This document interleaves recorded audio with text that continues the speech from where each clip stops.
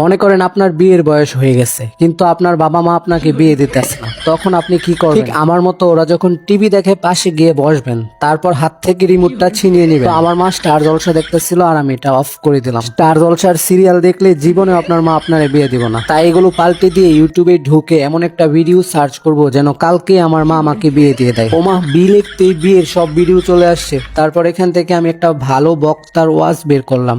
বিয়ে করা কি নিয়ে এনে অন্যায়? উপযুক্ত বয়স হয়েছে, বিয়ে করাই দেন।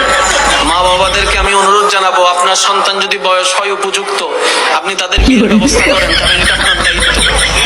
কথা বলেন ঠিক কিনা? এবার আমরা এই সমাজে একটা কথা বলি, কই খাওয়াবে কি, এরকম একটা কথা বলি না, খাওয়াবে কি? আচ্ছা, খাওয়াই কি বাবায় নাকি আল্লাহ? অনেক সংসারের অভিভাবক যারা ইনকাম করে তারা হঠাৎ করে যখন মারা যায়, তাই বলে কি সংসার থেমে যায়?